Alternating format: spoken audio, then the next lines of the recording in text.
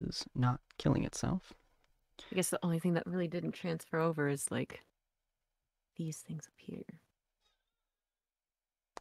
Well, that's I allowed. don't remember what age I put her as, but I think she's like what 5'9", 5'8". I I don't believe you remember. and Ellie are the same age, at about 22, I think. Okay. Because I think you're twins. Yeah. Okay. Yeah. Hello and welcome, dear patrons, to the Tables of Tartarus, a chapter of Purgatory Corner. I am your storyteller, Sin Speaks, and today we shall be continuing the tale of shifting fates. Come on in, take a seat, and let your imagination run free. Today we're going to be doing a little bit of a side story. Probably won't be an overly long amount of time, but Rowena, her character, has kind of left the party after a great realization, confrontation kind of a aspect from Bill. If you guys want to see more on kind of how that flowed and the difficulties that have arisen from that, feel free to go and watch episode 40 of Shifting Fates. It should be either on our Twitch at the moment or on our YouTube, depending on when you watch this. Our YouTube is Tables of Tartarus, and it's inside of our socials, which you can follow through there. All right. But essentially, Rowena is going through some stuff. Having a real rough time. Do you want expand upon that any, Rowena? Well, hmm. Because she was trying to hide that she is learning about necromancy, Mm-hmm. she kind of tumbled into Bill's weird questioning, which led to her going along with mostly anything he said so that he didn't question further into finding out about her necromancy learningness. Mm-hmm. Um and because of that, because Bill's a spirit person, Mm-hmm. Rowena ended up doing a seance with him and meeting some spirits, or at least hearing them, Yeah. and it's caused her, I don't know, what would you say, morals, ideals to be shaken. Her perspectives to shift, maybe. Maybe. Yeah. Mm-hmm. Yeah. So She has essentially, to you're reevaluate her whole self. yeah. You're coming to a character confliction, essentially. How your character has seen the world and experienced the world, what they have pushed down, or what they simply have just decided not to see. There's a word for it, but I don't quite remember what it was. It's like uh, purposeful naivism, something like that, where you Peaceful essentially naivete. yeah, naivete.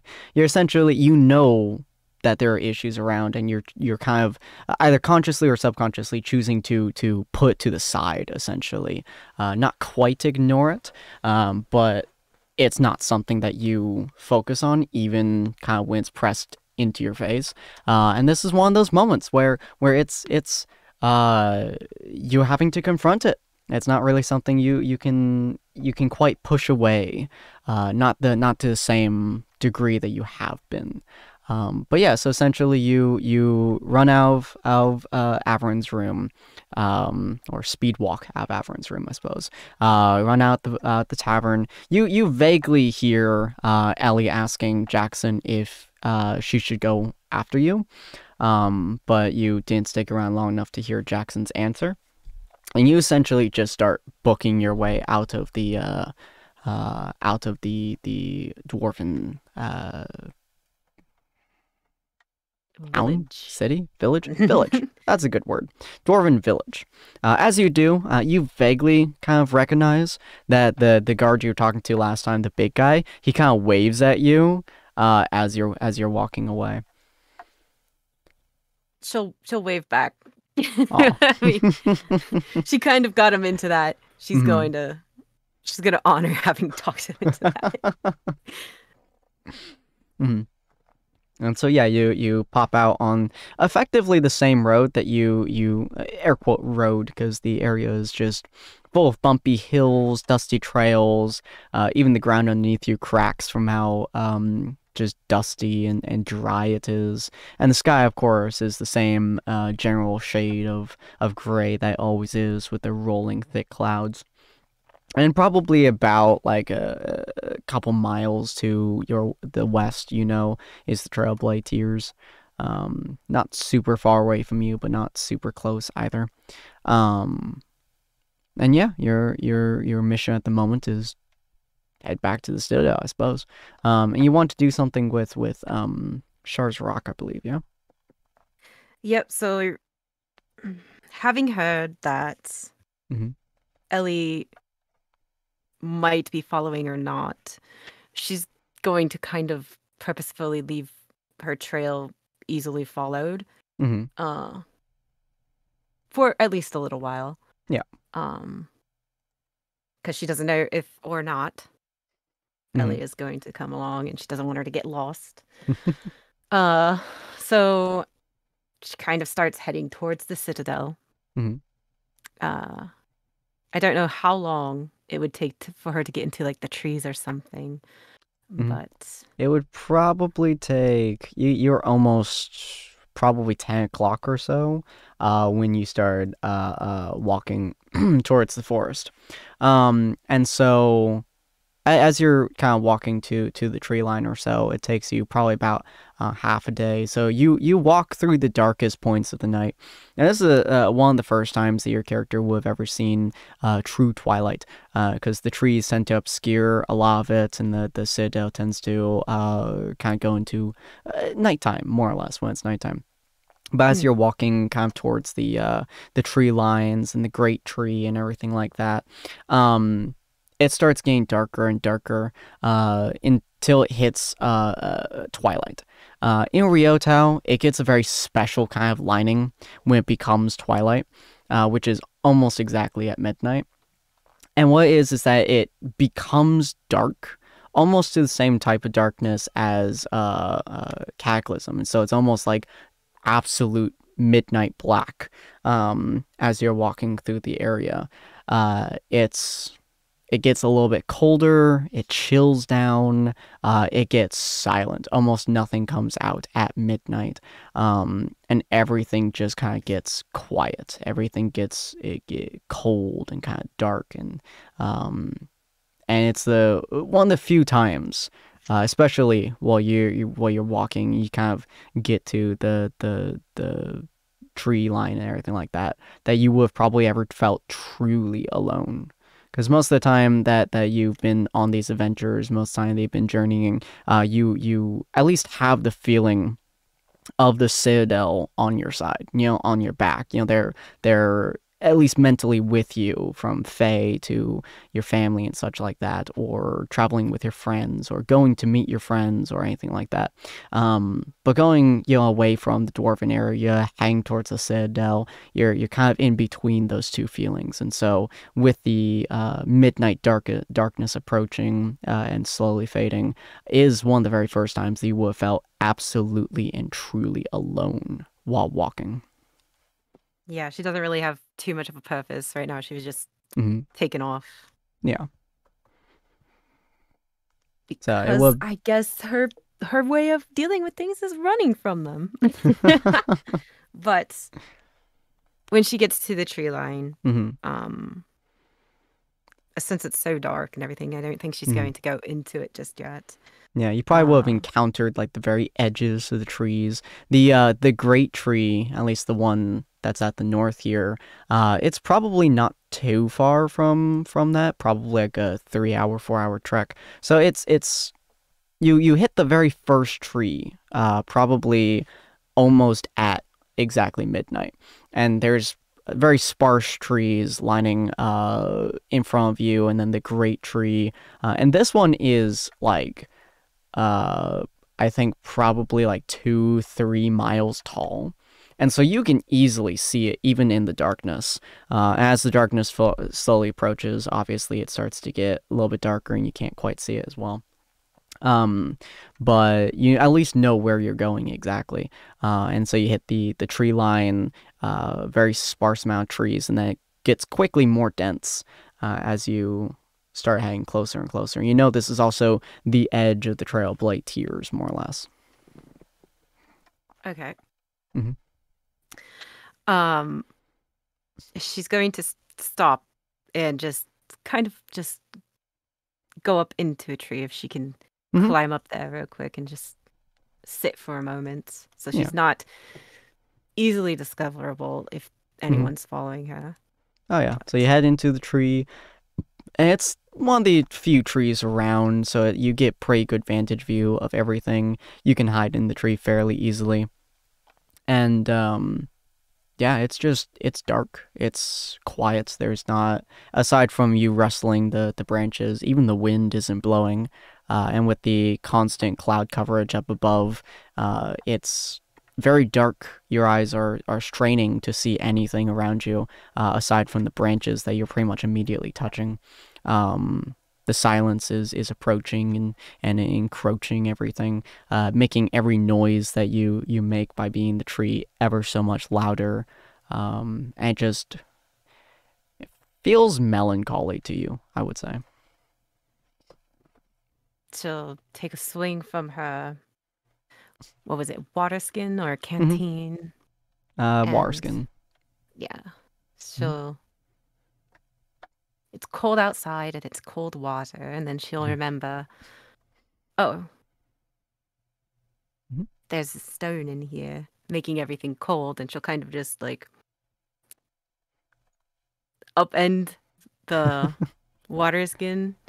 So Mm-hmm. pouring out the water and until she gets the stone out. Yep. Dun dun dun dunk dunk. Pretty much She'll like kind you of just splash around a little bit, and it finally pops out of your hand. Your water skin's about half full at this point, probably.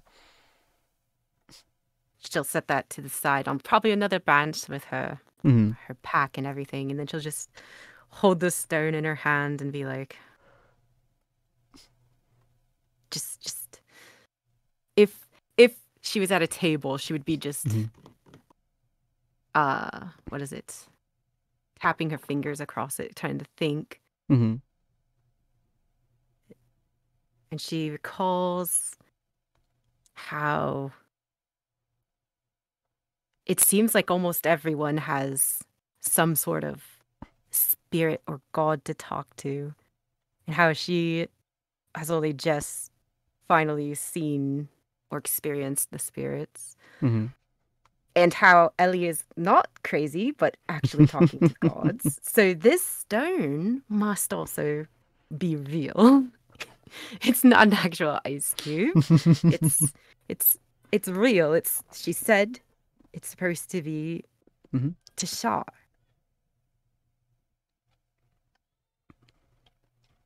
And she recalls kind of how I think it was only once that she Mm-hmm. saw down in Greytown, uh, Do his ritual. Oliver, yeah, doing his ritual. Mm-hmm. She's like, well, okay, I guess that's how this is supposed to work. And she'll just close, I'm gonna say her left hand around the rock into a fist, and she'll Mm-hmm. put it into her right hand. She'll be like, I don't know how this fucking works. And just kind of, I guess, start praying to Shar. Mm. Like, Okay. all right. Her eyes are open. Like she doesn't Mm-hmm. know what she's doing. She's just staring at her hands. Mm-hmm. She's like, okay, I think this is how it goes, all right? Uh hello. Um I don't know what I'm doing. And I'm not sure what exactly to do next. Or what even just happened. Did you see that? Do you I think you see things that happen down here, but that was a whole separate area. It doesn't matter. You're not supposed to lie. At least that's what I was told.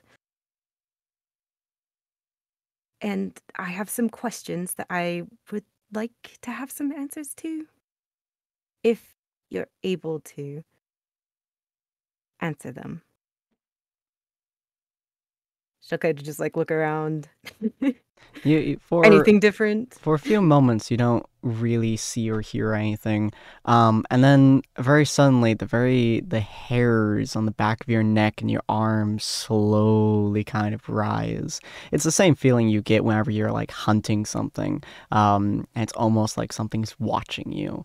And very slowly, you see kind of next to you, uh, you don't see it more than you kind of like notice it, and it's almost like it forms into your brain what it is, even though you're not really processing it. But it's like a black on black snake kind of slowly lowers itself from the tree a little bit to your right. Again, you can barely even notice it, but your brain is like, this is what this is, you know? And you just slowly kind of hear from the snake's mouth, "Ah, you chose a wonderful time to contact me. I was wondering when one of your kind would talk.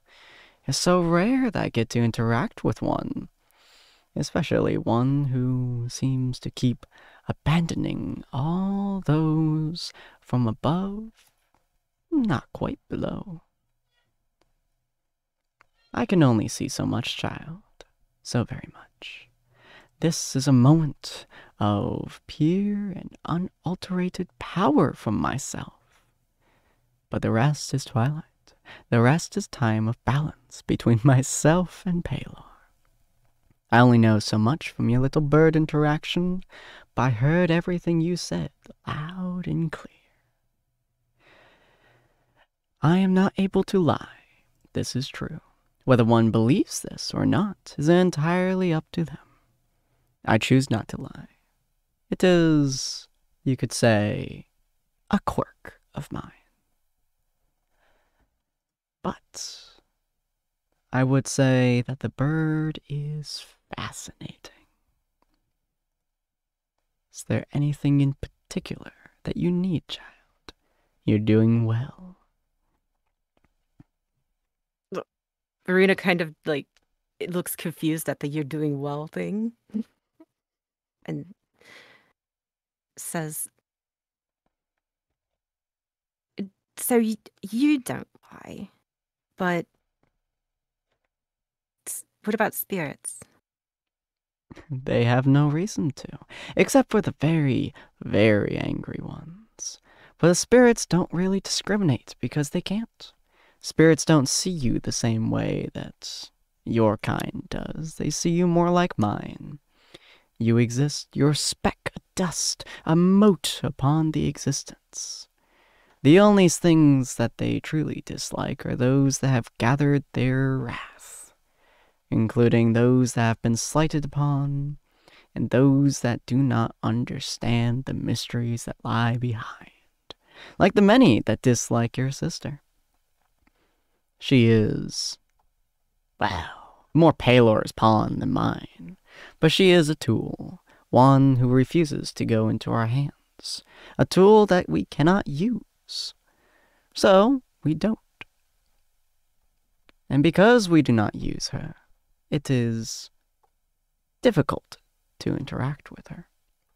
But the spirits don't see that. They simply see a speck of dust, which could be turned into a powerful hammer, used to spite exactly what they love, or hate in some cases. Never slight a spirit that is not able to get revenge. They'll whine at you for eternity. The only things that they lie about is when it really, really helps their revenge. And there's not a whole lot of spirits that want revenge. Most just... You almost feel a melancholic kind of tone to her when she says this. She says, want to pass on. But many can't. Well, it's not my place to help them figure out their lives, or I guess unlives. It's probably more of a Bill thing. As long as you say they don't really have any reason to lie, then I guess I'll take what they say at face value. Unless they were angry. Unless you've done something to spite them personally, child, I severely doubt that one would have any issues with you. To you, they would probably react as if you were anything from a tree to a flower asking these same questions. Simple, straightforward, and without the slightest hesitation of mercy or despise. No sugarcoating, just the straight truth, no matter how much it makes you want to flee.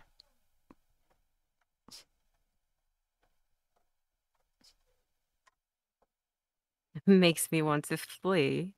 Mm-hmm. You'd be surprised how many people cannot deal with the spirits talking to them. Many spirits arise during the battle that occurs inside the Trailblade Tears. The land is stained not just in physicality, but also spiritually. When there is enough hatred, enough passion, enough pain and suffering, then they too shall rise. Maybe not in the same way that undead do, but you are to be sure that every soldier in the battles can hear every voice that calls out. And many flee. What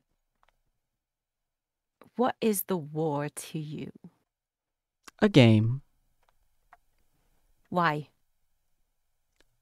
We ran out of others. Paylor and I have been going at this for longer than probably your small mortal mind could possibly fathom. We have done many games, we've used many battles, we've done many patterns. This is simply just another game on the board. Who wins and who dies? That's not what we want to know. We want to know who survives. We want to know whether or not the other wins. And if they do, well, then one of us loses our powers for good. Well, as good as you can get when the other one's as strong as can be.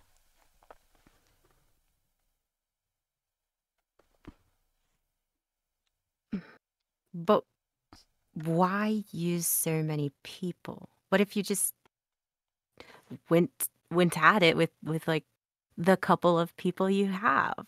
Like, I know you have like necromancers, right? Mm-hmm. Why don't you just use the necromancers? And who's Paylor's? Above table. Who's Paylor's? Paladins. People? Paladins. Why not just have the necromancers and paladins go at it? Simply, child. Chaos. Paylor loves foundations. He loves to be straightforward, and he loves to play around with the rules. He loves to bend every factor that he can possibly break. And I don't play by rules, my dear. Not very many. I play by what I wish to play along with, that which I find fun. He plays the rules, he rules them out, he lines the table, and I simply go along with it because I find it fun.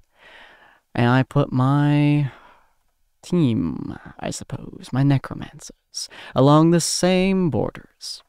If they want to fight, if they want to do it, they have the free will to choose. Paylor does not give his people an option, and I find that boring. The orcs do not fight the elves because they have to, dear child. They fight because it is their purpose in life. They fight because it gives them glory, and because that way they can die happy. Otherwise, they die old and sad, and they hate every second of their lives. So I gave them a purpose, and I flew them forwards. Paylor connives, he schemes, he convinces those around him that his path is the chosen one. And to be fair, if you have no free will, you have no passion, you have no love, you have no hate, and you have no pain, and you truly do have paradise.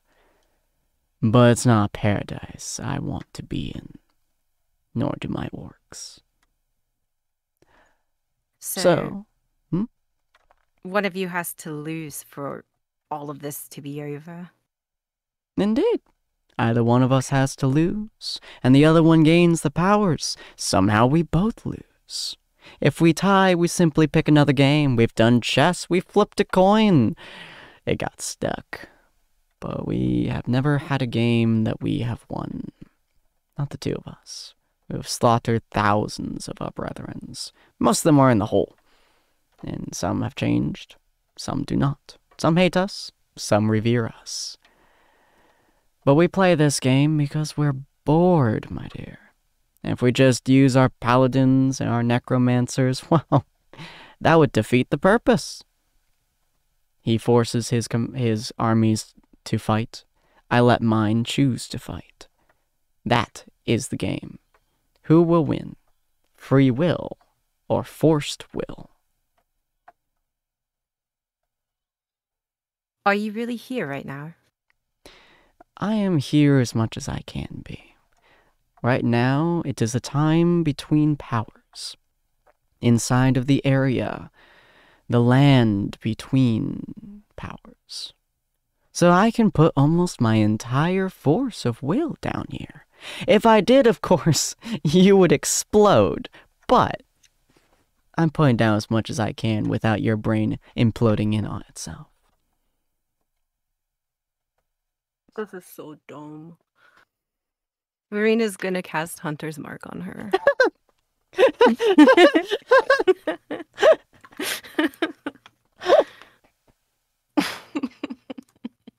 You do feel it sink into a target, and you legitimately feel like a mote of surprise on her. And she's legitimately like curious.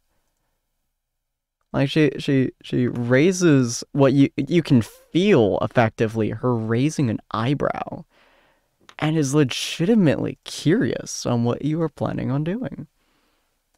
Oh, interesting. And what are you planning on doing with that, my dear? Honestly, at this point, I'm not too sure what I'm doing. But if one of you has to die in order for this to end, and you're the one right here in front of me, she'll pull her bow out. What if I know you said you aren't fully here, but if I kill this of you, it'll make you weak enough for us to win, right? You can feel, and it's a very disturbing feeling to you. You can feel her smile. You're not seeing her smile. You're not like experiencing her smile in the way normal people do. In your brain, you can feel a projection of her sheer existence smiling at you. And she simply replies with, "Oh, you could try." However, this chaos though? Isn't this chaos though? It is, and that's what I find fascinating from you, child. This would injure me, yes, but it would be the same as, say, grabbing a water skin of water out of an ocean. You are indeed removing the ocean just a little bit, but that doesn't mean you are able to defeat the ocean.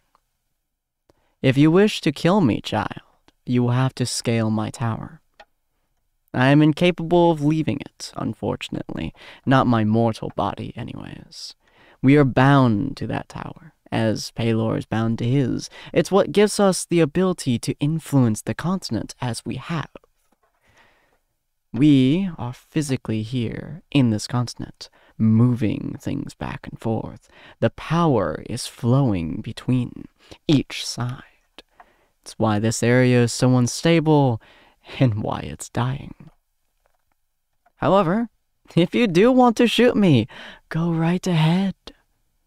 I would love to feel it. Oh my god. She's actually gonna do it. But I don't want to. I'm scared she's gonna die, but... Well, you did ask for it. And she'll loose an arrow. Roll your damage. Don't even. It's not even a roll hit. You automatically hit. But roll your damage.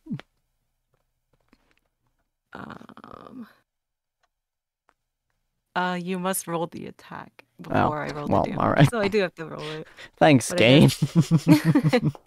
I guess ignore it. Oh, it was almost a 20. Damn. Roll that damage.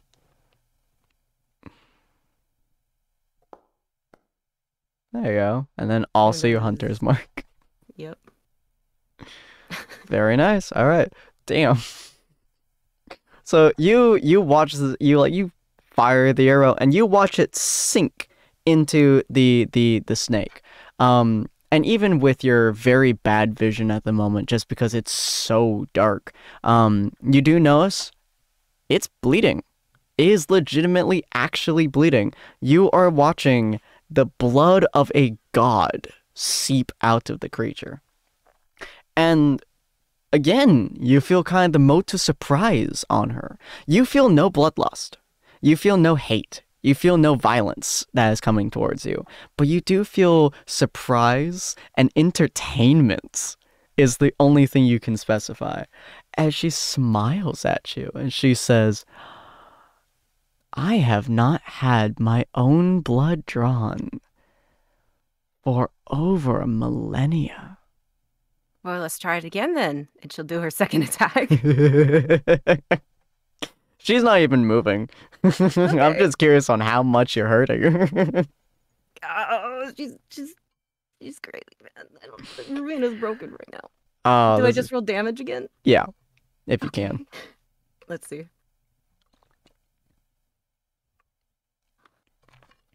Hey. Nice. Then hunter's mark again. Mm-hmm. And then I don't know if this actually counts, but since she's already been injured. Yep, it would. Okay. I believe that's D8.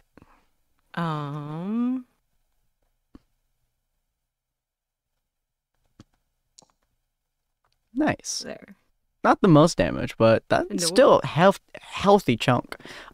So you again hit her, and you can feel even more blood kind of seeping out. It's definitely not a particularly large amount of blood. It's not even like maybe like a teaspoon has kind of run down the snake's frame so far, and it smiles at you, and it just goes, would you like to try something more effective, child? Depends on what you mean. Well, if you really want to kill me, and you see the arrow just kind of slowly pull itself out of her, okay. Like no hands or anything, it just slowly pulls out, and it turns to dust. That was my good arrow! It just turns to dust.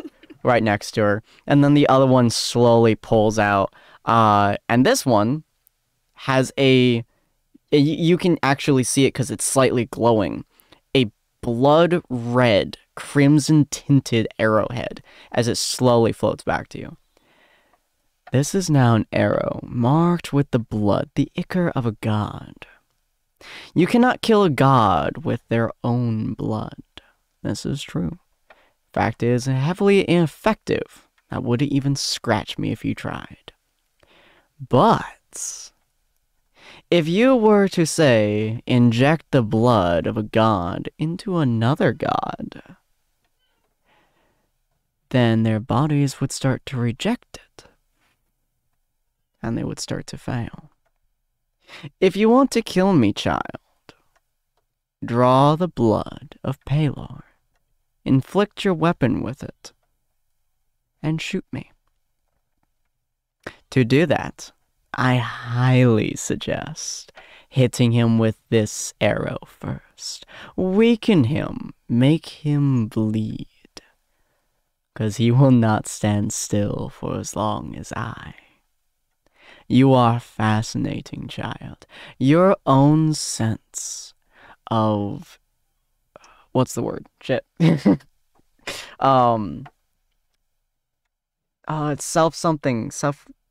chaos. Fuck.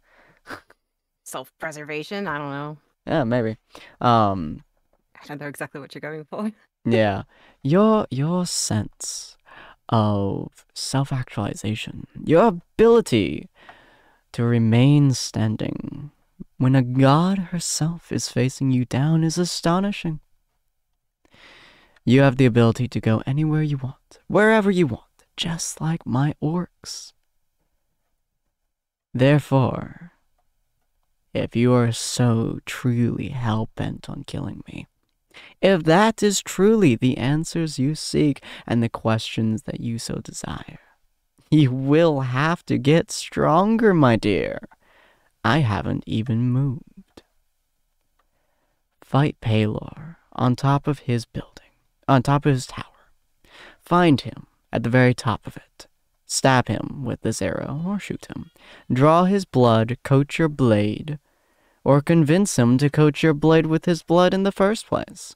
Climb my tower and plunge that blade directly into my heart. And I will die. Who knows? Maybe even for good. I've never plunged the blade of a god blood sword into another one before. However, if you make them drink your blood, they have very bad reactions. That was a good day. Although you could also do the same if you were to go into the god hole, find a god, and bleed them onto your sword. The power is not quite as strong, so you would need significantly more blood. But if you were to go against Pelor, all the blood that you could need, just a couple drops, would be at your disposal. And then you would just have to get to me. But you could kill me. And the arrow just kind of drops into your lap.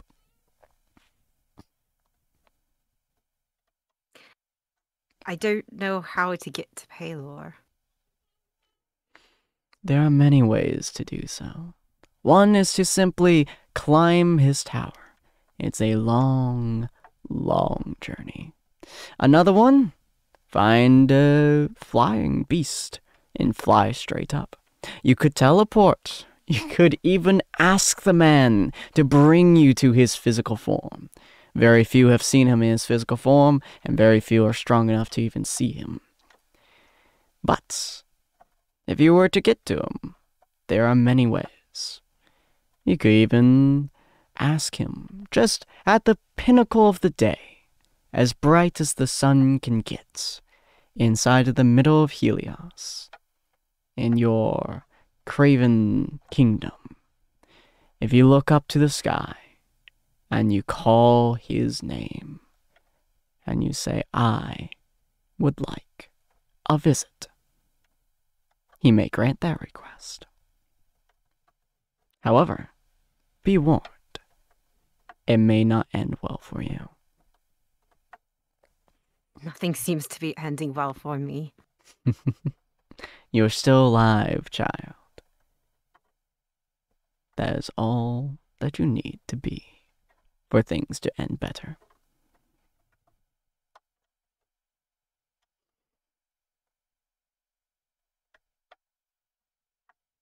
You said you've played other games with Pelor. What many. other games?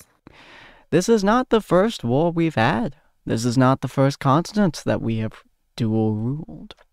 We have played games with all kinds of abilities, from dragons to other gods to mortal games. You have a couple that we have found, dice games and card games. We almost always play 2 out of 3. This is our second. It's a fun game to play. Technically, I suppose this would actually be our third. He won 1, I won 1, and now we're seeing who will win this war of attrition. It's rare that we have found one that we can truly have fun with. But this one has suited us well. The dragons were interesting, but they were too simple creatures. Too much of a simple beast. The gods simply wanted our powers. But your kind, The elves and the orcs, they're creative. They're inane at times, and their brutality is unmatched. Especially what the elves can think of with their long lifespans. Pelor has much of fun with them, and I with the orcs, who live for passion and die in glory. So this will be our last battle. One of us will lose. One of us will die. So don't you worry, child. This will end it. For better, or for worse. You likely won't live to see the results. Not many will. So, if one of you has to essentially die, what would that mean for Ellie and her abilities to be connected with you guys? Oh, simple. If I win, I give everyone free will, which means that anyone can go anywhere. There are no rules to follow. Nothing holds you down. If you wish to kill, pillage, that is your choice. And those that die simply die. If Pelor wins, he controls everything.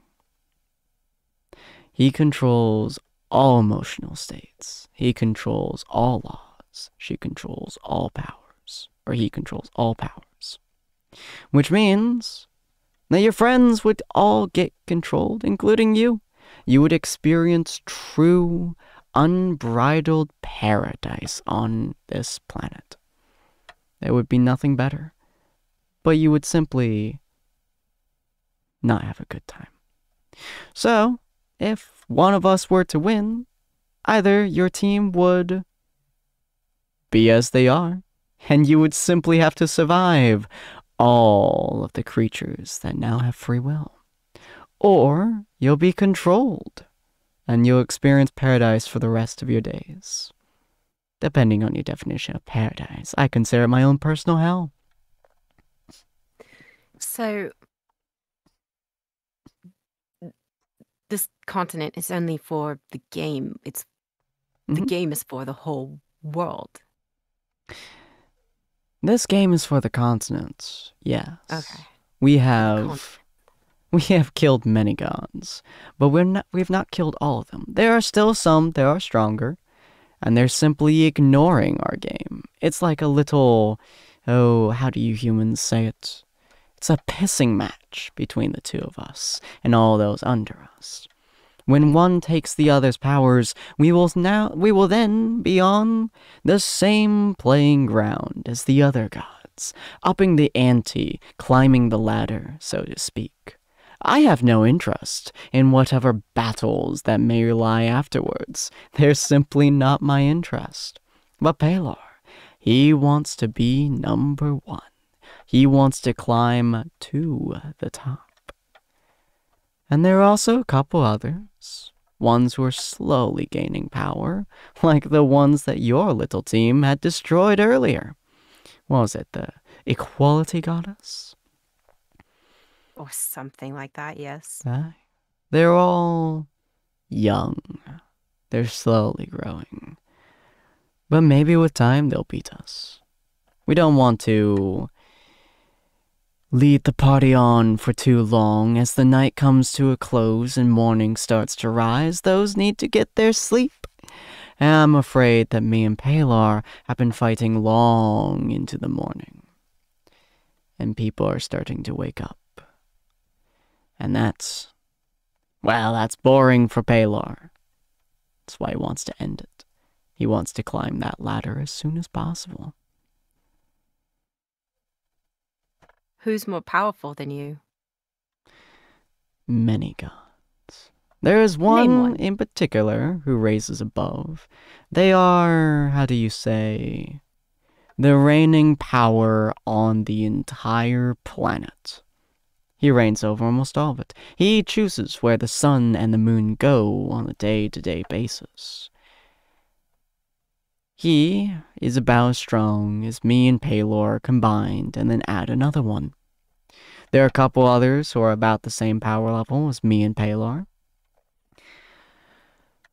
And if we were to, say, win this battle, this scrap, and then we were to kill another god of the same power, basically playing this game, then we would be able to challenge the reigning god, the god of all.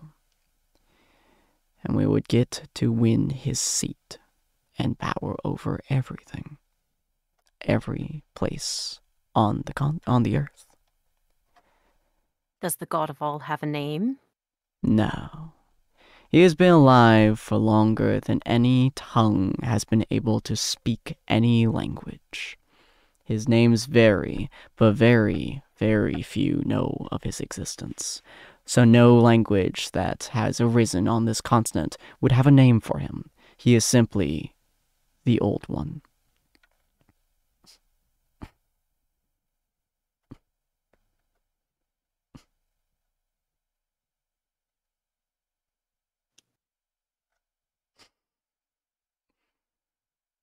She gives you just a soft smile.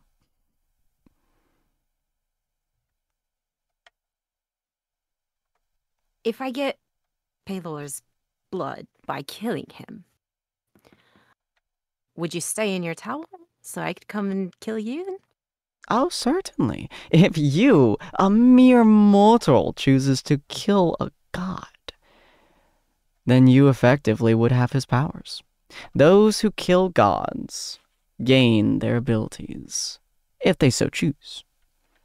If their power is simply left where it stands, then I will wait for you to come to me, with whatever power you may have decided to have at the time, and I'll let you either kill me, or I'll kill you, and I'll take his power regardless.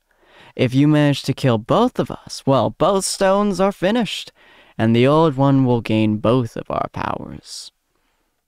Or another god will swoop in, grab it, challenge the old god, and the old god will win that battle. Who knows? 1,000 things could happen. Could I banish you? Banish me? To where, child? I don't know. Anywhere not here. If you were to somehow banish me, there would only be one reigning power on this continent, and that would be Pelor. Banish him, do. It would try to banish 2 gods and remove them from their own territory? You have incredible resilience, child. I have nothing. Which is why she kind of whips around the stone. I even tried this. I don't know what I'm doing. I'm just taking a shot, she says, kind of pointing at the arrow in her lap.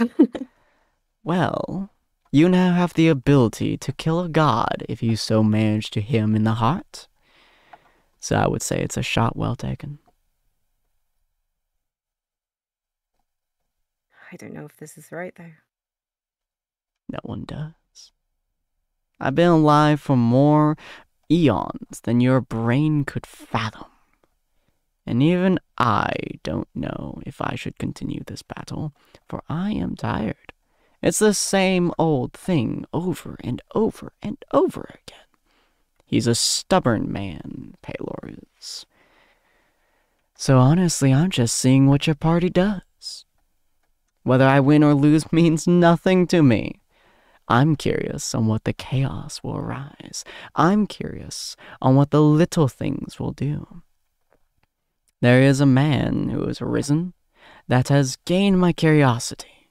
His name is Ezekiel. He has learned how to kill gods, and I don't know how. It's fascinating. Bill, your strange little bird friend, has also gathered my curiosity. He told Pelor to leave. Yeah, that sounds about right. It was fascinating to watch. You have contacted a god and tried shooting her at her most powerful time. And your friend Ellie, I don't even know where to start with her. Her abilities are far beyond anything I could imagine, and they might result in her death before she even gets to old age. And Oliver, the sweet, sweet doctor, He runs under Pelor, but doesn't believe in anything Pelor stands for. Your entire team makes me laugh, so I watch you with glee. Whether you will win or die means nothing to me. I'm enjoying the journey. As long as I am fighting Pelor, that journey will continue. I'm curious on how you will end it, whether the war will end it, or whether you will die on the footsteps of glory, or if you will somehow make Pelor bow to your will. I do not know, but I am fascinated. You can almost feel like a snake oil kind of feeling when she says fascinated. It legitimately feels like that word has just squirmed through your brain. It was a very uncomfortable statement. Well, you said you've been alive for eons. Maybe you need a new perspective from one of our mortal brains. Chaos will be always there. It's not going to go away. It's not more because, there's so-called freedom. It won't be more because of that. It'll be the same as it was before. So if you just didn't fight, it's not like it would not happen. That is true. See, I don't fight Pelor because I'm a participant. Every battle requires 2 participants, the orcs and the elves. I fight Pelor just so he doesn't win. If you can stop Pelor from fighting, I would even willingly give you all of my power. I would make you a god in its own right, so you can experience the world. And I can simply go. This war has no interest for me, child. The battles, the squabbles between mortals means nothing to me. Frankly, I'm bored. But Pelor's been pushing it for eons and eons. I want him gone. Nothing more, nothing less. If you want that so bad, why don't you just go fight him one-on-one? I would lose. Or we would get to a stalemate. I might have the same powers as him. I might have the same level of strength as him. But he is infinitely smarter than I am, child. His battle tactics is made of logic and reasoning. Mine is passion and emotion. If we were simply to fight 1v1 on the same battleground that you see below you, I would lose every single time. Without a doubt. And he knows this. That's why he plays the game and entices me. It makes me want to play. And now that I'm here, I simply can't stop. Because he would win. And that's just not fun. A world with no freedom is a world that is boring.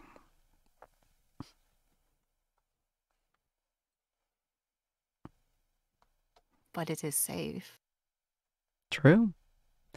If he were to win, every creature on this entire continent would be safe. They would never have a day left of pain, suffering, or sorrow. They would never have to deal with anything bad. Forever. They would not be able to comprehend the emotion of sadness ever again. There would be no grief, no pain, no suffering, nothing. They would simply be content for all of existence. You're not really, pulling me to your side with that speech right there. How would you feel, child, if you could not control yourself and you simply existed? There was no happiness. He doesn't make them happy. He makes them content. There is nothing on his side. Not because he removes it. Not because it's a point of dejection. I'm not saying that it's nothing because it's lesser. I'm saying nothing because he makes it void. He takes away your will. He takes away your ability. He takes away your choice. You would live a happy life that will never, ever change. Some like that. I don't.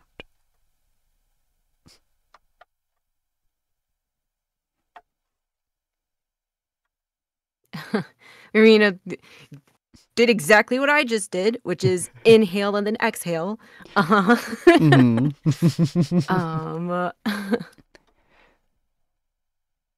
I'm not even trying to move you to my side, child. I assure you that if your goal was purely and simply to kill me, Pelor would give you his blood willingly. He would let you impale him if you wished to. If you had no will to kill him in any way, shape, or form, he wouldn't even stand in your way.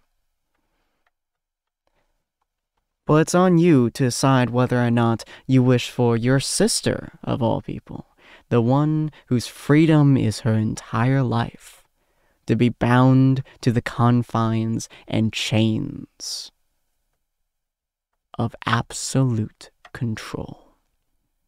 After all, she was given to the gnomes to avoid that very thing, wasn't she? To avoid the control of the Citadel. She was given to the free-spirited and freedom of the gnomes. I don't pretend to know what my parents thought when they decided to do that.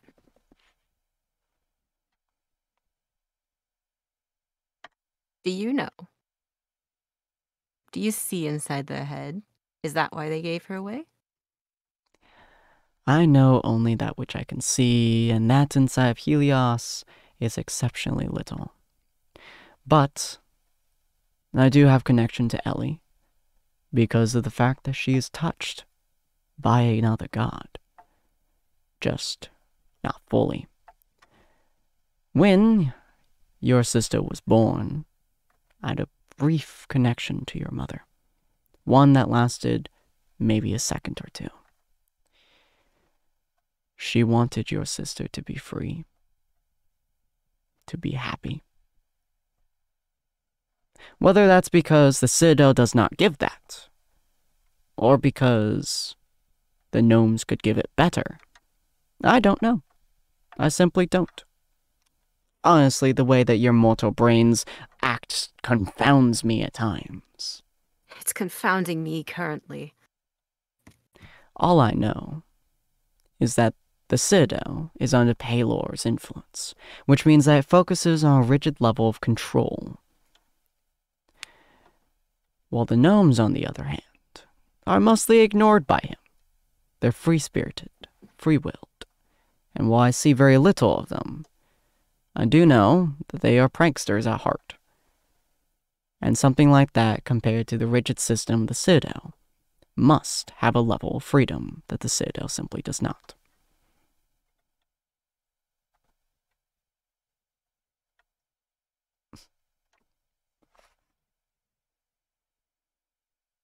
So the question is not whether or not you wish to let Pelor win so you can have absolute control, but it's whether or not you think your sister would. I frankly don't care. I don't care about most of you mortal creatures. Your bonds are fascinating, but it's not something that interests me. What interests me at the moment is the turmoil going through you. The absolute insanity of the choices between you and your party. The choices your sister makes. Those that are good and those that are not so much. And the fact that she is brimming with untapped potential and confusion on the next steps. She is going through her pattern because she wants to save people. It's a heroic ideal, for sure. But it's a naive one. And when that naivety gets broken, I will relish in watching. But whether or not you do, that's even more interesting.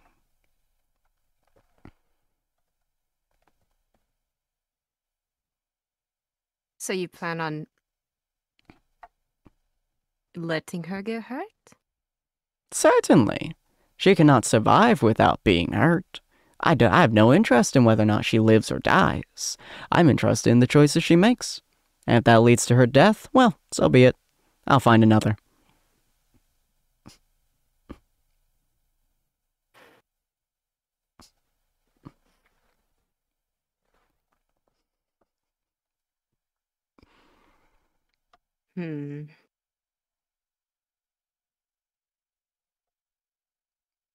I've been here for many years, as I've said before.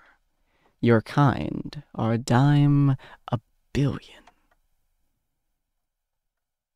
I have found many of you similar. I have found so many interactions with you guys fascinating and interesting.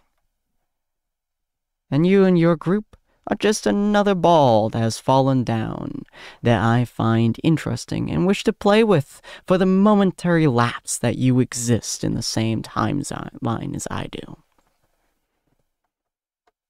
Whether or not you survive. With them. Hmm? Don't play with them. That's just... They're gonna have the chaos and the trouble in their own minds one way or another. I mean, you had nothing to do with Bill showing me the seance. Just leave Bill in there and he'll create their own chaos. You don't need to interact with them. True, I do not. I often don't. I leave them to their own devices, unless, say, one calls me. She gestures vaguely to the rock in your hands.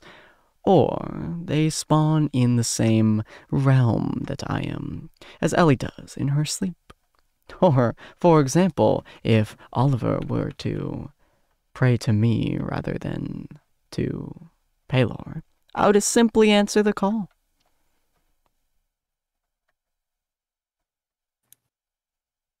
The balls move, I watch. It's fascinating. I don't know whether to trust that you tell the truth or not, and I don't think I'm smart enough to think of a way to test it. There is no true way to tell somebody is telling the truth or lying. The most common way is to decide what they gain from lying or telling the truth. You are a soldier. The way that most people lie is that they're doing it for a purpose. To climb the ranks, for example.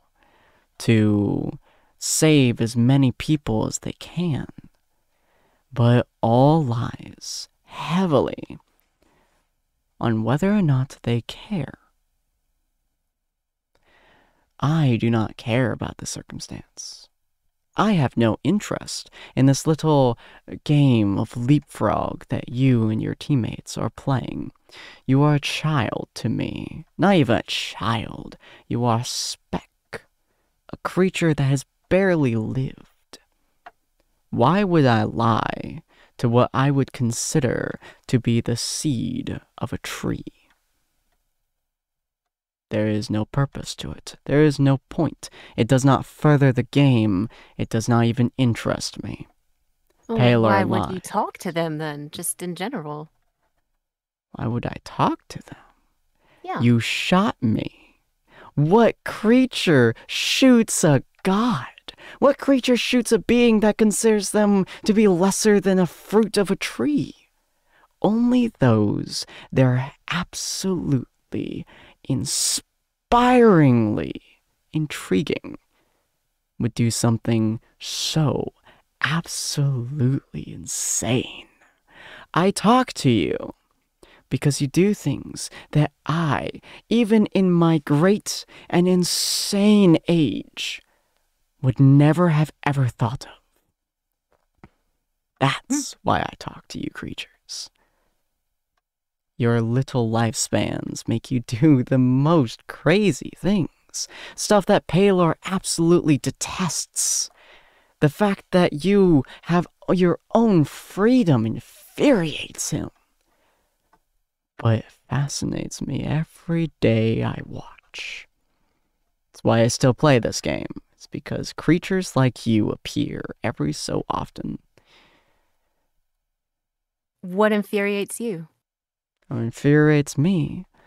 Absolute, total, and you can feel her tone shift to a much more aggressive one, she says. Absolute, total control over everyone and everything. Every aspect of Pelor's personality infuriates me to every possible extent. He wants to control everything, and that means that you don't get creatures like you. You get the exact same mind-numbing, boring statues every single generation. Marina grabs the arrow. Then why only give me a little bit of your blood on one arrow? Give me more so I can coat the rest. If you cannot kill him with a single arrow, what makes you think you can kill him with 10? The overabundance of arrows coming in? I don't know. You don't know what I would do. I shot you and you didn't even think that that was a thing that would happen. You know, you shockingly make a good point. Give me a vial of your blood. You see next to you, something just exist. Do you wish to reach out for it, or? Marina doesn't know what she's doing. Yeah, she's gonna grab it now. As you grab it, you feel the same texture as wood, but it's definitely not. It is, and your brain kind of conceptualizes it as you grab it, in a way that you are exceedingly uncomfortable with. It's a bow, but it's a bow that is entwined with red. It is a dark red and black, almost obsidian colored bow with a string that is almost glowing orange in the light. As you hold on to it, you can feel almost like you're being tied to it in a metaphysical sense. As Shark kind of laughs a little and she says, "You are absolutely correct. I do not know what you will do. I do not know the powers you seek to possess or what you will do in the future. So this is a gift from me to you for being able to entertain me so. This is a bow woven with my own soul. The powers that are in this bow is just a fragment, sure, but it copies the powers of my blood and its magic. If you hit Pelor with any arrow that comes out of this bow, it will be as if he has been laced with the very blood that flows through my..." She hesitates for a moment. "I suppose you would call them veins on my mortal body. Every single arrow fired from this bow will hurt and hinder that creature. So, there you go. I do not know which arrows you'll fire. I do not know how many arrows you'll fire. I don't even know if you'll be able to fire an arrow. But if you do, and they meet their mark, no matter what arrow you use, it will hurt that son of a bitch." You can feel the grin just like graze, like to almost like unnatural proportions in your brain, just kind of seeing this snake. It's almost like the smile is like twice as large as the snake's face. Well, then I suppose I have to go figure something out. I have no other questions for you. Then I shall be at my leave. And do tell Ellie I do miss our chats. As you slowly feel her presence just kind of fade away, and the weird silence that you were feeling earlier starts to kind of come back a little bit. It's almost like rather than there being a silence, there was a void of noise while she was around you, and the silence kind of comes back almost gently to you, as it's now kind of ticking past probably around 12:30 or so, and you can feel the area start to get ever so brighter, like just slightly brighter, as the time kind of ticks by, and you can see just a little bit more.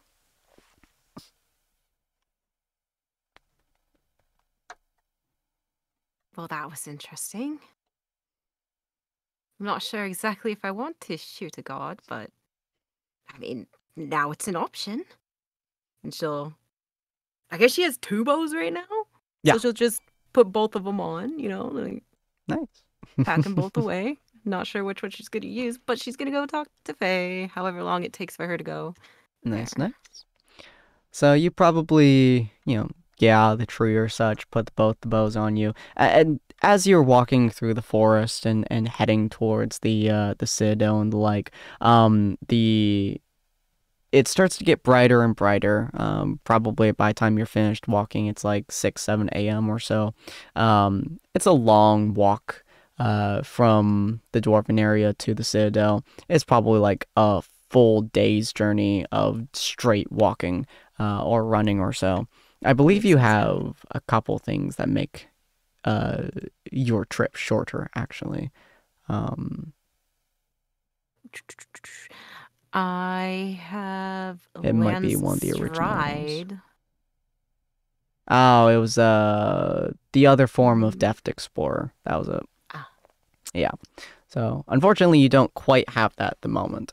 But you do walk faster naturally, and you do kind of run faster, and you're a general ranger.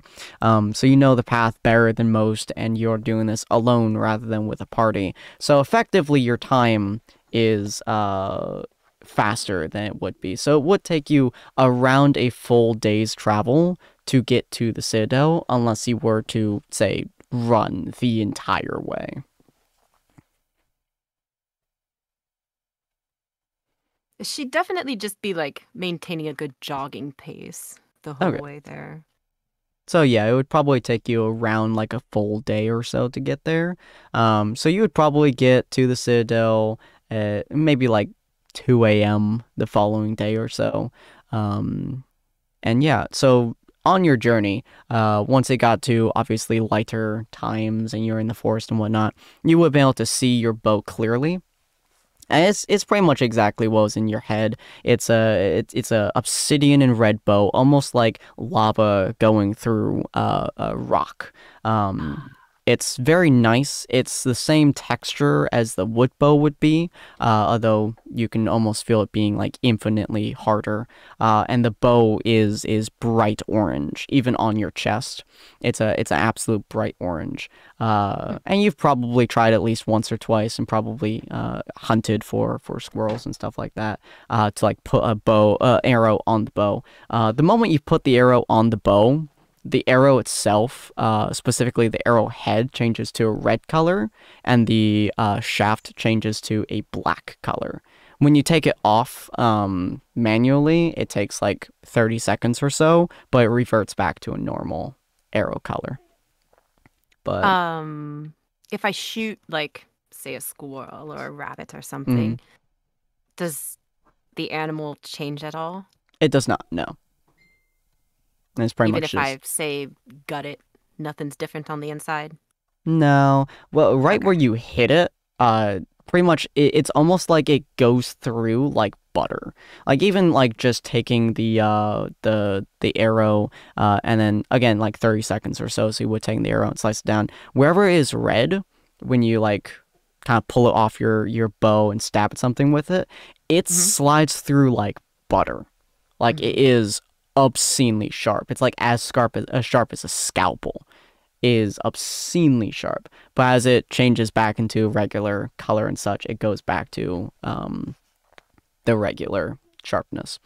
So it seems to like have a minor effect while it's sailing through the air, and when it hits something, and then reverts back to an arrow afterwards.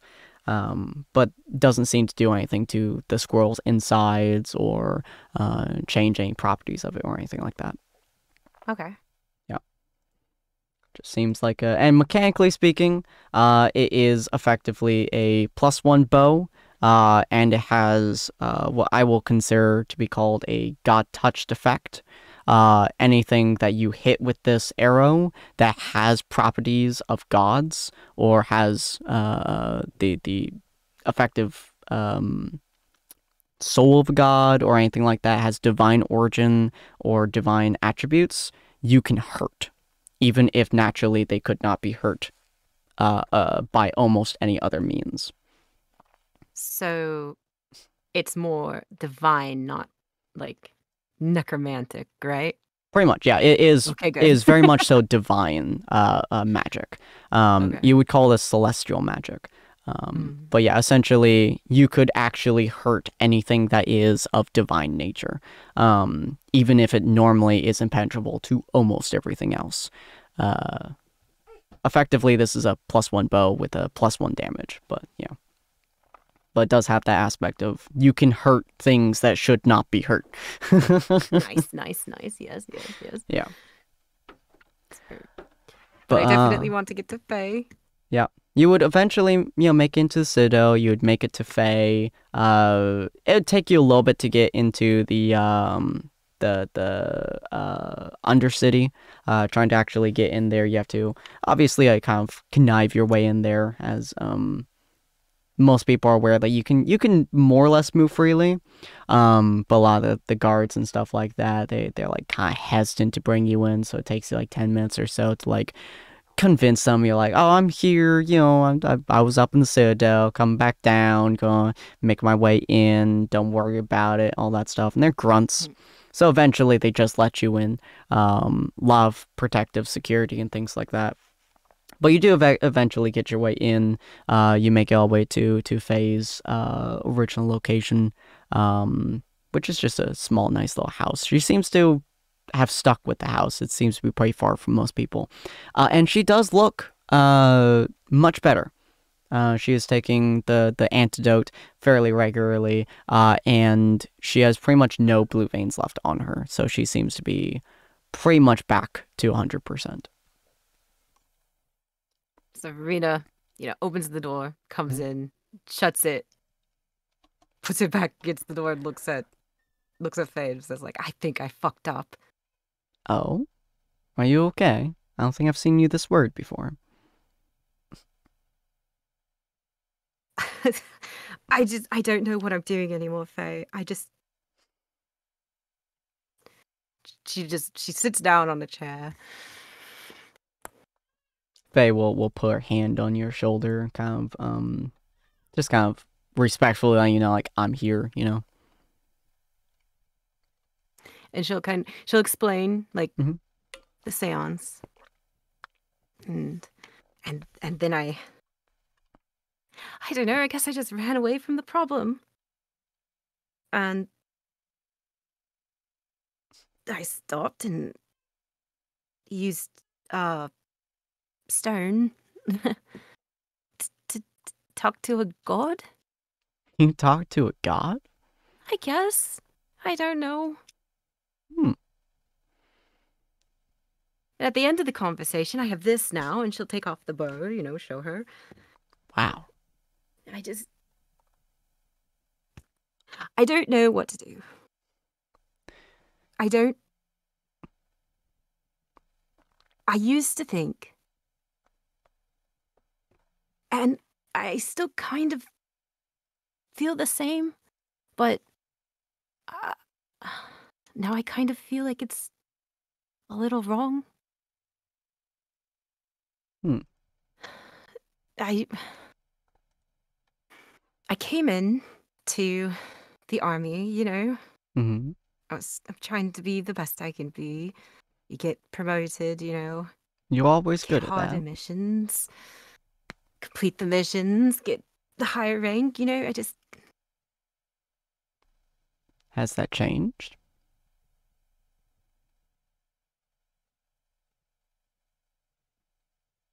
I don't think it's changed. I just don't think I have a reason to do it anymore? Hmm.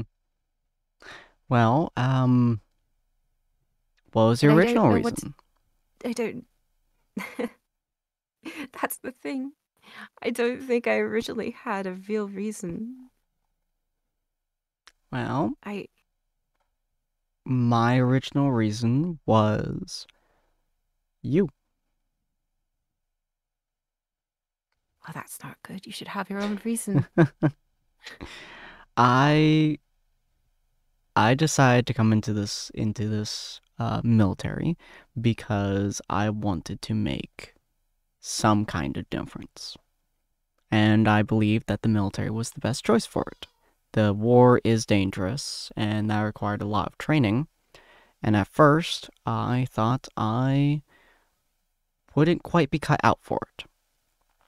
It was difficult, stressful, and was something that eh, I didn't really do much of it before. But being around you and watching just how hard you constantly pushed yourself, it motivated me. It kept me going. Even on the very, very bad days, you'd get up with me at early in the morning, charge along, and talk about the bad stuff, talk about the good stuff. And it pushed me, kept me going. Eventually, ranked up and became a scout just like you. I do have a lot of my own motivations for the war. I still want to make a difference. I want to make an impact. But I would never have gotten to where I am without you pushing me all this way. And not in a bad way. Pushing is good. Um, but from what I've seen, you've always been interested in just the military. Might be your dad, your mother was interesting. She had made good bread. But I never really knew your reason. But I always kind of figured it was because you wanted to save people or take care of somebody. And if that was through a war, that was through the war. There are many things that we can kind of base our reasons on. My current one is protecting Pancake. You know how he I mean, gets when he yeah, gets in trouble. Um, but I really just want to make a difference and do something, which is why I'm down here in the first place. What do you think? Hmm. What do you think is a what do you think is a good reason?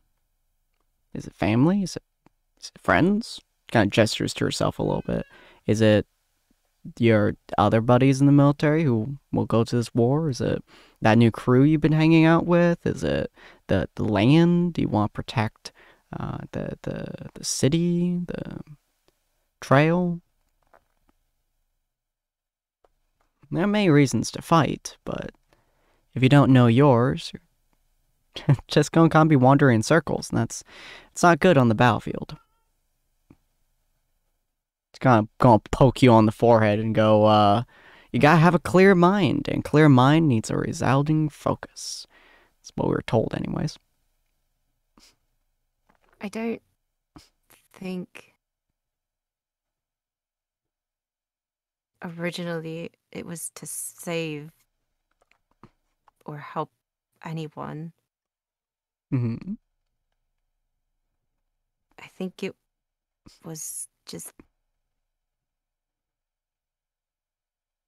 I don't know, go along with everything that I saw everyone else having to do. Hmm.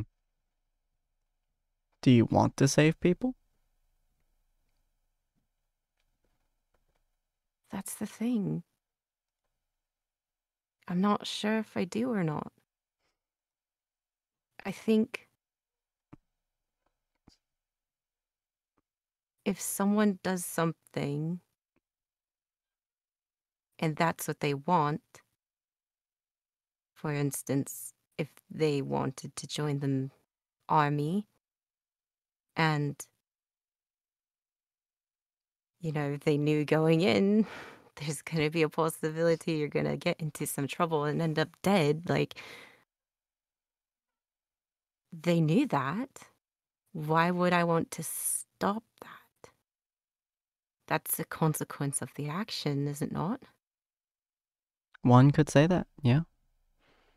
I think that's true for any soldier that steps onto the battlefield. They know what they're getting into, or at least they should. And I yeah. I wouldn't want anyone to take an arrow for me, Like, if it is going to happen, it's going to happen.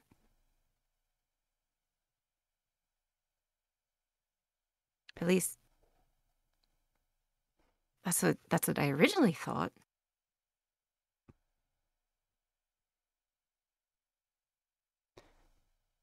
Now I'm not so sure. What have you done with your team? Have you had any combats with them? Has that been different from our training routines? Have they sacrificed anything? Have you sacrificed anything?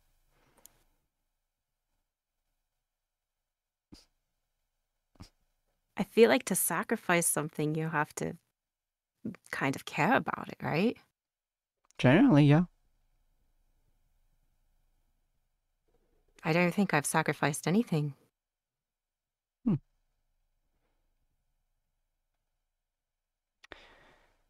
Well, I think back on the battles or the little fights that we've had, and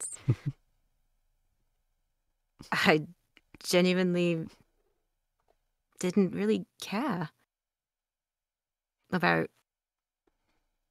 much, I guess, other than Ellie. And I'm not going to sacrifice her. well, it sounds like you have found at least one aspect. If you're not willing to sacrifice Ellie, that means you care for her, right? Yes. So if you care for her, then you have found something to fight for. Something to do. If you don't care whether or not the soldiers who've signed up for the war die in the war, then fighting to protect people who signed up for the war is pointless. Because you're not really... That's what she's trying to do, though. She wants to end the war. And I don't know if that's... I'm sure there's people in the army who don't want to be there. And if the war wasn't happening, they would go do something else. But what about the people who do want to fight?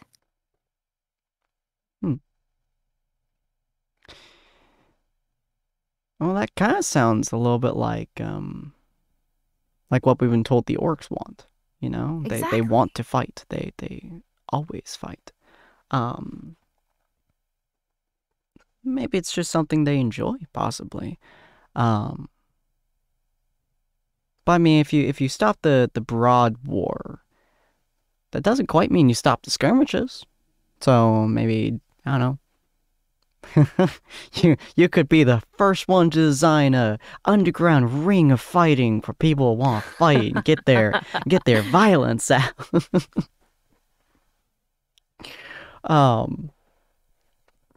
I think the full-scale war is just bad. Because it really does hurt so many people. We just keep going with it. And we are raised to fight in this war. And we die in this war. It's... If we don't want to... I believe that too, especially now after the seance. Like, there were voices that were okay with having died, but it seemed like it was more regret for dying than being okay with it. I can imagine that. So I think what your sister is trying to do is kind of similar to what you were saying you wanted to do, which is let people choose. I think she's trying to end the war so people can choose if they wish to go and die or stay and live. Maybe that's something that can be of interest to you. stopping the forced death, stopping the regret of people. Maybe it's just protecting her. Maybe it's you know, Maybe I wanting to don't be have to happy. have so grand of an idea. Maybe it just is protect my sister. Yeah, honestly, if what makes you happy is helping her do what she seeks to complete and making sure she can complete it, then I think that's a perfectly okay thing. We're soldiers, Rowena. We don't really think in broad terms. I mean, Pancake up there, he's making, cookies, and he's like, I want to feed people so they go to war on a not empty stomach. That's not really a grand ideal. That's not really a thing that'll be told in literature for the next several elves' lives. That's I should just, get Bill to him. yeah, it's just something he Bill will wants to tell his do. story. So, But what if hmm, she kind of just touches the bow? I assume she probably has it on like a table next to yeah, her.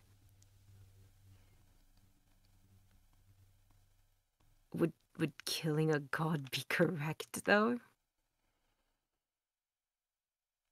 I think that whatever is she got or is her hands correct is not necessarily what you're looking for.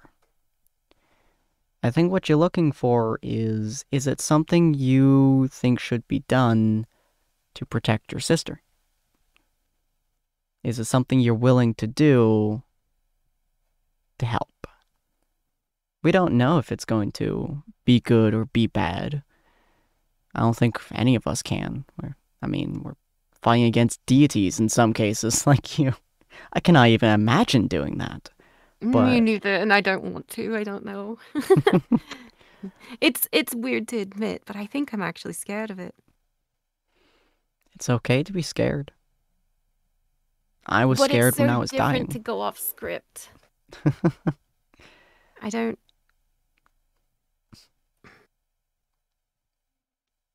It's so much easier to just follow what I'm supposed to do.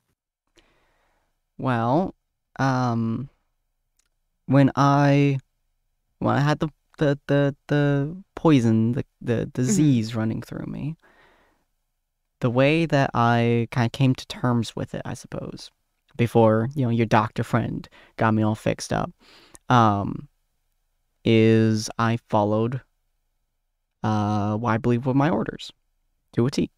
I did not vary. I went, I surveyed, I explored, I made sure everything was exactly as I needed to. I didn't know if I was going to live or die, but I knew that if I just followed the script, maybe something would happen. The script, however, is not made by other people. I followed orders that were given to me, but in the end, what I chose to do was my own choice, and I made the script. Because obviously, no one up there knew I was going to get diseased and potentially die.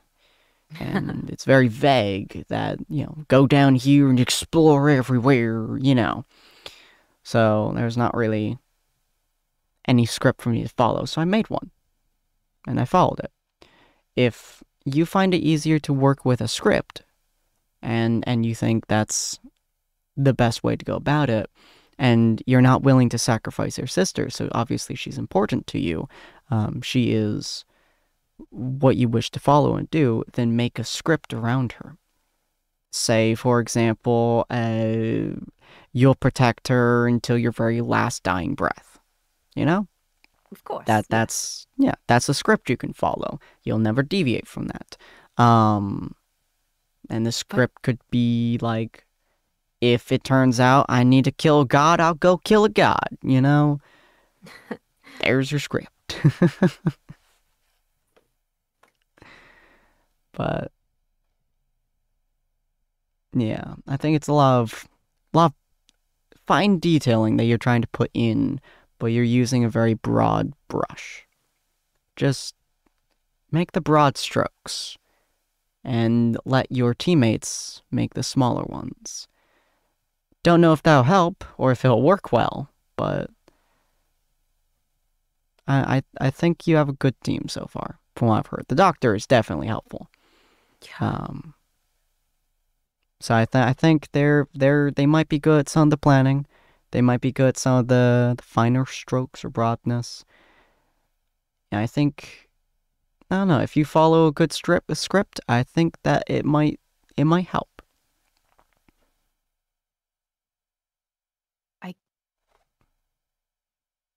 I guess the thing that's bothering me the most is I had a I had an end in mind. Oh, And I was it's weird to say, but it was there and I was going towards it and I was fine with it and now it doesn't even seem to be an option anymore. And I guess just looking and seeing further,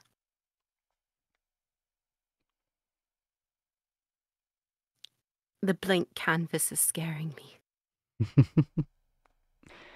when I made peace with the idea that I was going to die, it was almost relieving, to be honest. It was kind of scary, but it was almost relieving because I knew I only had so far to go, and then I was done. But when your doc healed me, I realized I had a lot of stuff to keep going back to. I had you to keep talking to keep helping. I had Pancake to keep going with. And as we're often told in the academy, you're not allowed to die until we tell you. I wasn't told. And so I hold on to that. The blank canvas is terrifying. There's so many things that I could do with the life that I now lead. And honestly, I'm probably going to fall back in routine. Just kind of doing the same things I was doing before. And I don't know if that's good. I don't know if that's okay. I was given a second chance, and I might squander it, but I don't know. I think it's something that helps me a little bit. You have a blank canvas in front of you.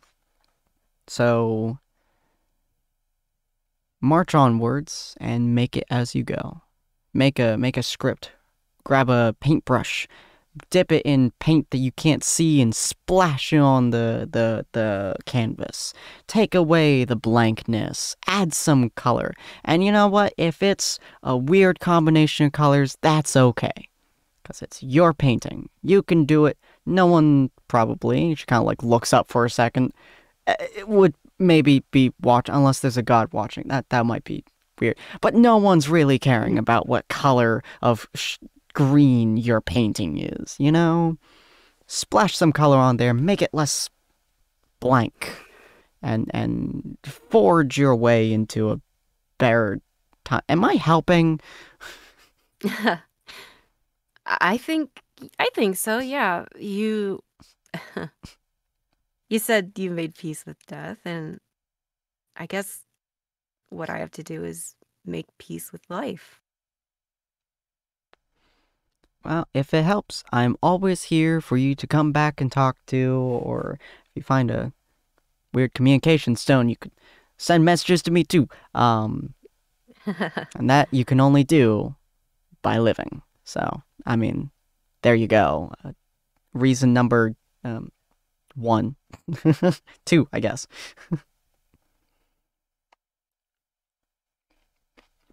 So. You have a much harder road than I do. And it's scary knowing that you're there, and I wish I could help more, but honestly, I think I would hinder you more than I would help if I was surrounding you. But You have skills that could come in handy. not against a god, I don't. Best I can do is hide down here and relay information to those above, and curry information like a ranger. Or like a rogue, I suppose. So, scout. It's what scouts do. We deliver information. We complete our mission. So, but I'm always here. Yeah. Which is an incredible ability of you to to always be there for me. I try my hardest. It's something I decided after your doctor saved me. Is no matter what, no matter where I am, no matter how hard life is going, I will be there for you. Because I almost wasn't, and I was okay with it. And so now, I don't know, I guess I'm making up for lost time. A future that could have happened, but didn't. And so I'm making up for what I almost gave up. So.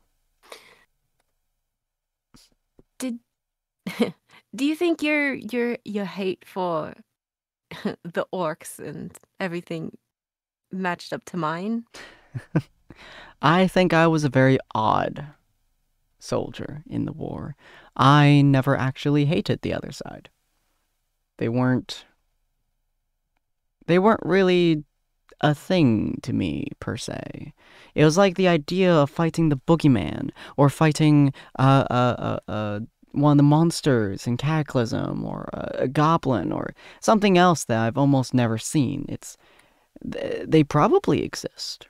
And if I met them, I would probably be terrified, and I would probably fight them. But without having experienced it, there was nothing for me to really hate, per se.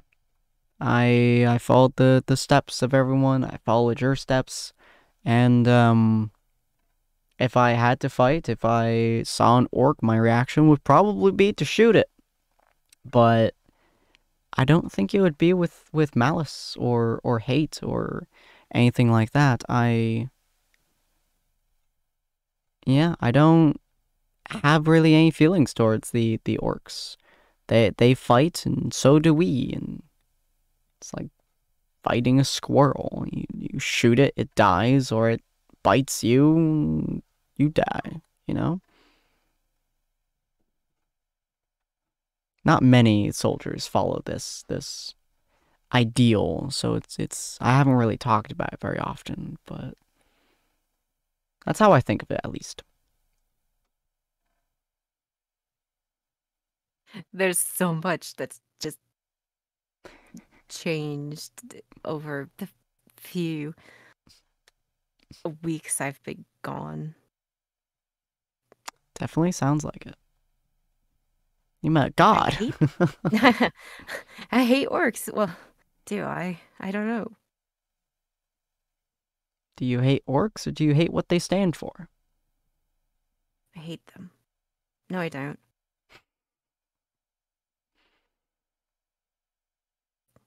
I don't know.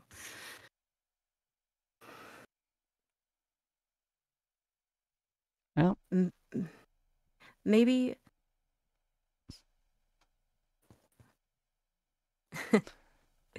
there are some things I suppose I have to, as you said, paint with broad strokes, and other things that I probably shouldn't.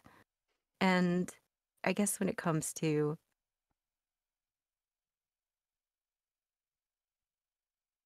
ideas or plans or things, those can be in broad strokes. But living beings, I guess I have to use the detail brushes. I think for us, we should always see the groups with the broad, and when we meet them, we can interact with them and use some of those detailed brushes of ours. If the situation calls for it, of course. If you're being shot at, I mean, shoot back, but... Oh, of course. You'd have to be stupid not to. I know, right? Seen some people down here that like walk up to someone, get stabbed, and it's like, why would you walk up to them? It's crazy. But yeah, meet them, interact with them, and then choose to stab them. You know? Yeah. I don't like this. But I suppose growth isn't supposed to be comfortable. Very rarely. And I mean, I would offer you a place down here, but I mean, you're not willing to let go of your sister, so you gotta kind of travel with her, you know? Make sure she don't Yeah. die. Not yet, not yet. I mean, I can see how it could be stifling to have someone always around you and trying to dictate whether you live or die, you know? I mean, that was the main thing that really got me into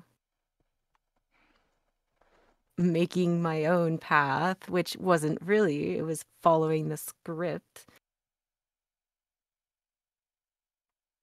Well, So I don't know if I can sometimes stick with her for forever, but might not be able to.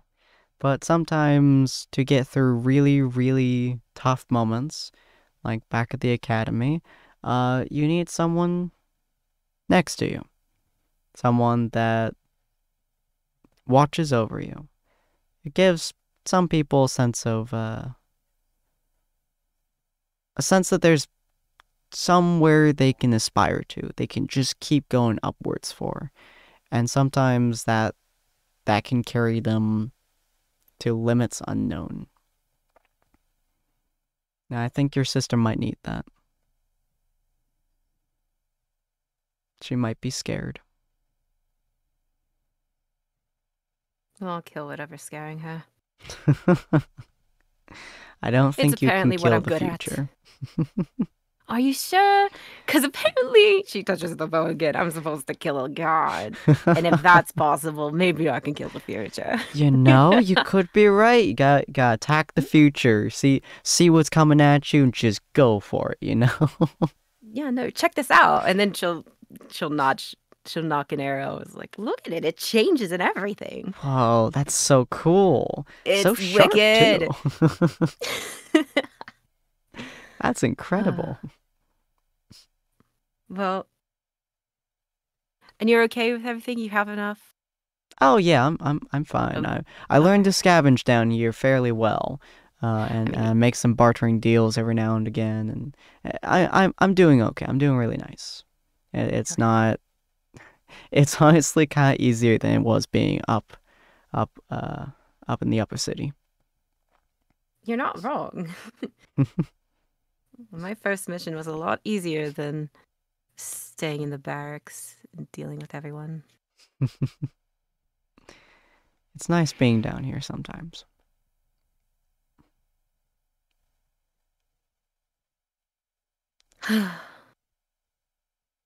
I guess I'll stop by Mom's place real quick and then head back out. She nods. I'm surprised you came over here. I expected you to be probably in Ryota by now.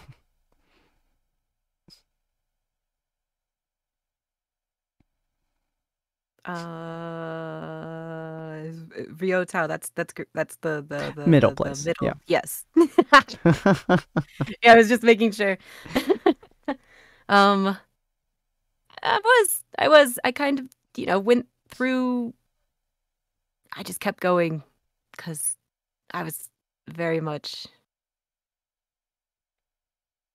Hmm. lost, and I just came straight here from there. I was really close to the Trail of Bloody Tears again. Oh, as a So, distance. yeah. Um, fear kind of makes you go, you know? Yeah, yeah.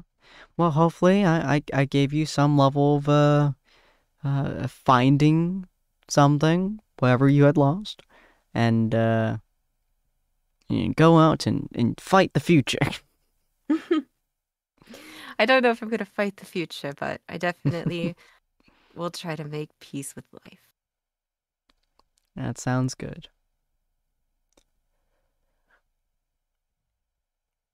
She's gonna probably stand up at this point, kind of stretch and go, well, I gotta go check on a few things. There's a couple of folks who starting up fights. I don't know if some are infected or not. It's been getting a little bit more rough down here with the infections kind of spreading, but we're keeping it down to some degree. So If you ever, you know, if somehow the war ends and, you're still alive, or if you get sent on a mission outside of the Citadel, there's this place that you can go to. It's where one of the people in my group, my sister, is from, hmm. or at least nearby. Hmm. Do you have a map? And she'll uh, kind of yeah, she'll pull out her map. show her where Aw. Mercy is. Hmm. And then she'll say, you know what? Everyone who's new to that town, all you have to say is like, oh, Jackson's going to pay for everything. And they usually let you just like have really good time for your first week. It's a fantastic place. So She free. chuckles a bit. Yeah, it's free. It's good. Have some fun. That sounds like a really nice place. I'll give it a look over if I ever get the time. That's great. Okay. I'll talk to you later. You have a good time, Rowena. Try not to worry too much about the future, yeah? Stick by your sister, and if something comes up towards you trying to kill them, just, take care of them and keep going. I'm sure they have plans figured out, and if you ain't got your plans figured out, you can always follow their script. That's gonna be tough to do. I'm used to following my own way, but yeah. I'll work on it. Just grab her bow and head out with her, but go like the direction to go. Cool. Out instead of further in. Nice. And you'll probably make your way out. Probably takes you another like 10-15 minutes because the guards are just kind of being an ass. And head up to your mother. Come on, you know me. You've seen me before. Just let me through. It's like 20 minutes. But yeah, you eventually make your way all the way up to your mother. Interact with her a little bit, get some peace. Good, rest, sleep, and stuff like that. Actually comfy bed for once. Read some of your nice books. And then head back out on your way. I'll leave my old bow there. I'm just gonna use the new one. Okay.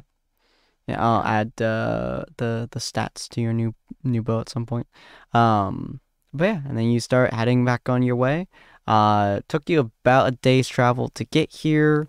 You stayed for probably half a day and then back another day, so probably 2.5 days in total for the travel time and everything like that. So before I leave the house, can I check my dad's study real quick? Sure. Is like the bow there?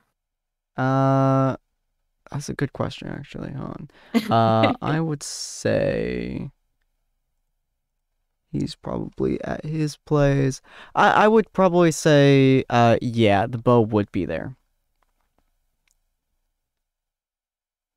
And it would probably, that like the moment you rest your eyes on the bow, you can feel almost like almost the same feeling that you got from kind of like Char. Just the feeling That's what I was looking for. Oh yeah, my goodness. It's almost a presence, and it's one that makes you like legitimately kind of like have that moment of like staring, and the world kind of goes like almost like kind of that void silence, and like weird hairs on the back of your neck like stand up and such. It's not a good feeling. Oh my goodness. I almost want, but I'm not going to. I almost want to see if it feels the same if I touch it as when I touch Charles, but I don't want to touch it because I know stuff happened with Bill. Mm-hmm. What I going to do? Okay.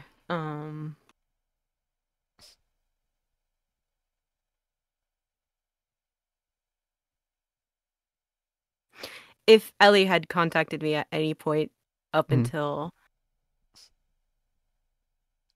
after the meeting with Faye, Mm-hmm. uh, just putting it out that Rowena would not have responded. Okay. Yeah.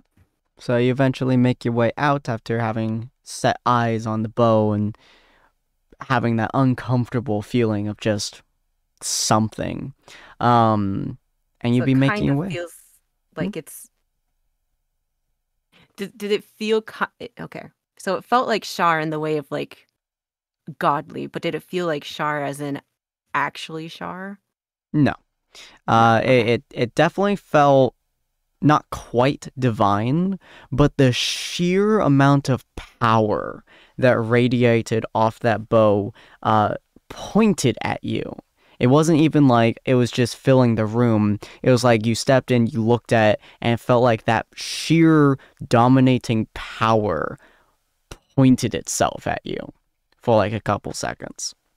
And it was just like that feeling of you're standing next to something like Char that has an overwhelming quality of power, and your body responds to it in a sheer fight or flight kind of situation where like the hairs stand up, you kind of like brace yourself for impact and stuff like that.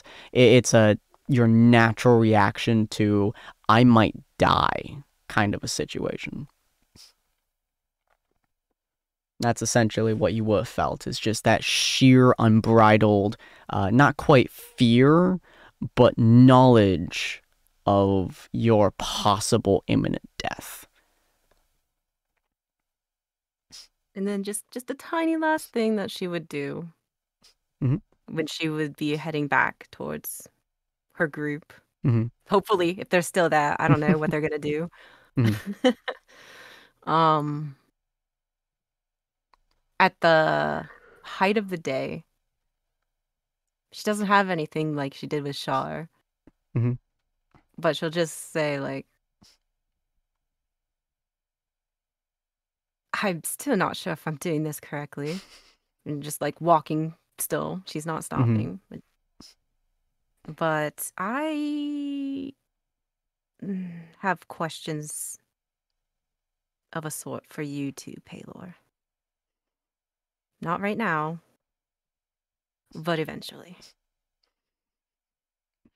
As you say the name Palor, you have a feeling, like it's in the very back of your mind. Something's watching you. It's not even like a close feeling like Char was, not like the bow where it's pointing at you. It's like in the very back of your mind, like in the corner of your eyes, in the far distance kind of a feeling something's watching you. And you can almost assuredly assume it's Palor having set those eyes on you as you said that. And then it's gone. Noted. And then if Ellie contacts her again at all, Hmm. like now, Hmm. she'd respond saying, "Hey, heading back. Um, might have a message for you that I'll tell you when I get back." Cool, cool. So it takes you about a day to get there, half a day of rest, and then day to get back. So 2.5 days, as of the end of last episode, is when Rowena would have gotten to the Dwarven area. And if the group is still there in 2.5 days, you'll meet up with them. If not, Rowena will have to find a way to go inside of the Dwarven caves. So hopefully you guys enjoyed. If you guys did, feel free to hit that follow button. We do a variety of streams. Some of these streams that we do, like solo streams or other random streams, we do kind of semi-unprompted. But we do it when we can, or when we find the time, or when we kind of need to. But if you guys want to see our general schedule, it'll be on our weekly schedule, which will be on our website at this link here. You can follow that, see all of our different social medias, and our weekly schedule should be at our website should be at the top of that, and that'll be our weekly schedule. I will be editing that as of probably next week, I believe, because we're going to be finishing up Adventures into the End Times tomorrow. So feel free to join that finale episode as we basically fight Lucifer himself with my character Grommash, who is a orc barbarian, and we'll see whether or not someone dies. Have a good night, ladies and gentlemen, and we'll see you later. It's going to be at 4:30 p.m. PST tomorrow as well, so check that out or follow us if you want to see. Bye! Bye!